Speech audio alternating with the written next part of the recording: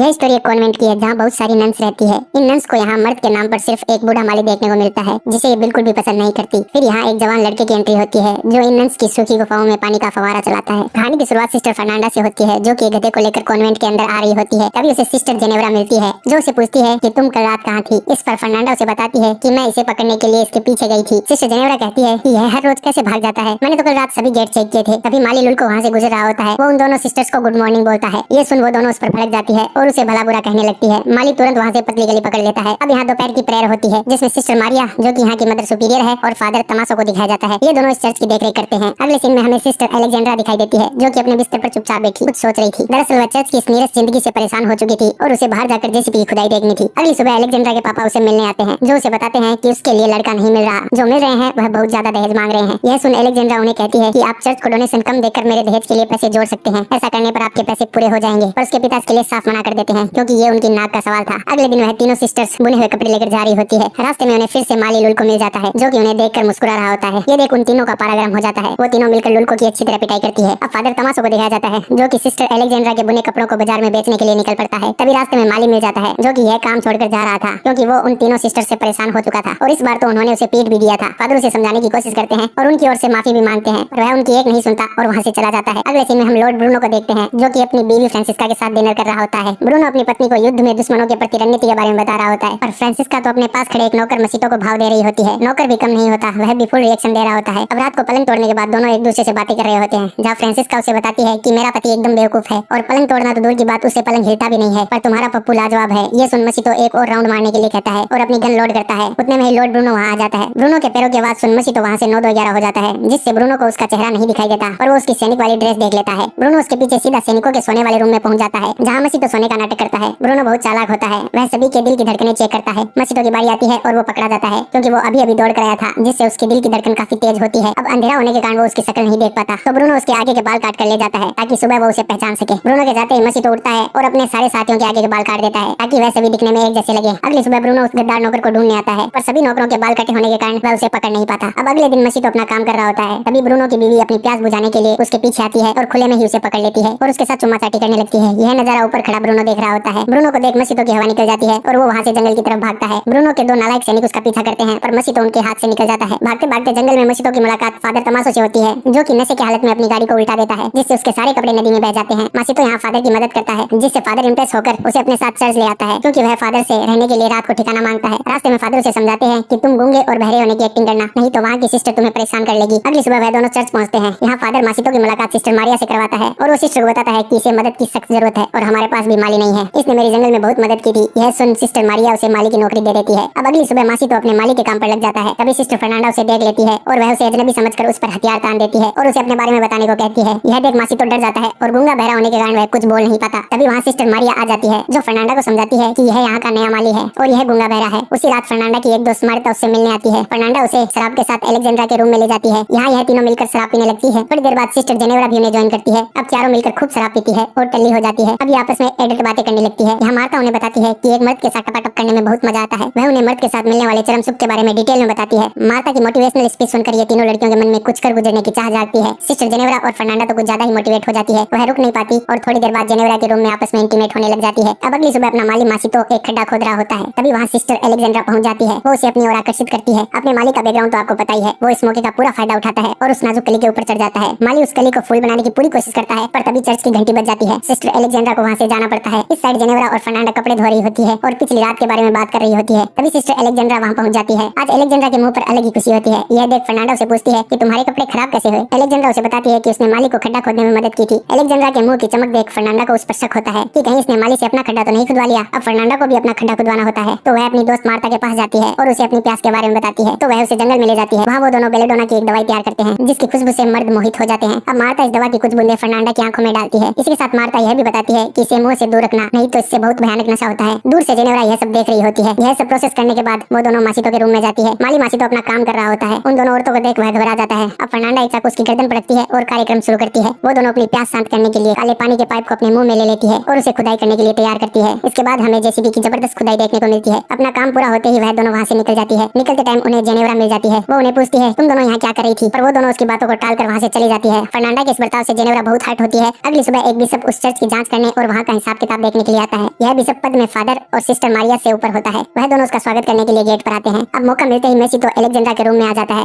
और बीच में रुकी खुदाई को फिर से चालू करता है। तभी इस रूम में एक बूढ़ी नन आ जाती है। उस नन को देखते ही मसीतो के मुंह से आवाज निकल जाती है। यह देख अलेक्जेंड्रा भी चौंक जाती है। वह तुरंत उठकर अपनी सीट पर बैठ जाती है। उन दोनों की किस्मत अच्छी होती है कि वह बहरी नन सीधा अपनी सीट पर जाकर बैठती है और इस साइड नहीं देखती। तभी वहाँ बिशप और मारिया भी आ जाते हैं। मसीतो यहाँ बाल बाल बसता है। वो उनके जाने तक बेड के नीचे ही छुपा रहता है। उन दोनों के जाते ही मसीतो उसी खिड़की से वापस चला जाता है। इस साइड सिस्टर जेनेवरा भी बेलेडोना की दवाई बना लेती है और उसे इसका यूज पता नहीं होता, इसलिए वह उसे आंखों में डालने के बजाय पी लेती है, जिसका नशा उसे उसी वक्त चढ़ने लगता है और उसका सर चकराने लगता है। फिर वह अपने हाथ पर एक कट लगाती है और उससे निकलने वाला खून अपने गालों पर लगा लेती है ताकि वह भी फर्नांडा की तरह खूबसूरत दिख सके। अब अलेक्जेंड्रा मसीतो के रूम में जाती है और उसे पूछती है कि तुमने मुझसे झूठ क्यों बोला कि तुम गूंगे बहरे हो। इतने में वहाँ जेनेवरा आ जाती है। उसे वहाँ आता देख मसीतो सो जाता है और अलेक्जेंड्रा एक कोने में जाकर छुप जाती है। जेनेवरा आते ही सोते हुए मसीतो के ऊपर चढ़ जाती है और उसे अजीब तरीके से चाटने लगती है। तभी जेनेवरा को फर्नांडा की आवाज सुनाई देती है। उसे आता देख जेनेवरा भी उसी कोने में छुप जाती है। वहीं पर अलेक्जेंड्रा भी होती है। जेनेवरा उसे देख चौंक जाती है। अब वह दोनों छुपकर फर्नांडा को देखती है, जो कि मसीतो को चाकू दिखाकर किडनैप कर लेती है और उसे जंगल की तरफ ले जाती है। अब वह दोनों लड़कियां मसीतो और फर्नांडा का पीछा करती है। फर्नांडा मसीतो को गहरे जंगल में ले जाती है। अब उसका पीछा करते करते रात हो जाती है। जंगल का माहौल देखकर अलेक्जेंड्रा के तो होश ही उड़ जाते हैं, क्योंकि जंगल में बहुत सारी औरतें आग जलाकर उसके चारों ओर नंगा नाच कर रही थी और पास ही में बंधा हुआ था हमारा माली मसीतो, जिसकी अभी बलि दी जाने वाली थी। यह सभी औरतें डायने होती है। इन सभी औरतों को नाचता देख जेनेवरा का भी मन करता है और वह भी उनके साथ नाचने के लिए चली जाती है। वो अपने सारे कपड़े उतार देती है और नाचने लगती है। जेनेवरा को देख वहाँ की सभी औरतें भाग जाती है। मार्ता उसे समझाने के लिए आती है और वो उसे यहाँ से जाने के लिए कहती है। इस पर जेनेवरा और मार्ता के बीच हाथापाई हो जाती है। यहाँ जेनेवरा मार्ता को लकड़ी से मारकर बेहोश कर देती है। अब अलेक्जेंड्रा फर्नांडा को रोकती है और मसीतो को उससे छुड़ा लेती है। तब तक जेनेवरा उस गधे को लेकर चर्च पहुंच जाती है और जोर जोर से शोर करती है कि फर्नांडा एक डायन है। तभी बिशप वहाँ आ जाता है। वह जेनेवरा को इस हालत में देख सिस्टर मारिया को बुलाता है। सिस्टर मारिया के रूम से सिस्टर मारिया के साथ फादर मसीतो भी निकलते हैं। यह देख बिशप का दिमाग और खराब हो जाता है। अब सुबह होती है और बिशप सभी को अपनी अपनी सजा सुनाते हैं, जिसमें फादर दमासा को एक मॉन्क मंदिर भेज दिया जाता है, जहाँ पर सिर्फ मर्द होते हैं। यही उनकी सजा होती है। वहीं बाकी सभी औरतों को मामूली सजाएं दी जाती है। मसीतो को फिर से उसी के मालिक लॉर्ड ब्रूनो को सौंप दिया जाता है, जो उसे काल कोठरी में बंद कर देता है। अब थोड़ी देर बाद ब्रूनो आता है। वो उसे बताता है कि उसने दूसरी शादी कर ली है और पहली बीवी को सबक सिखाने के लिए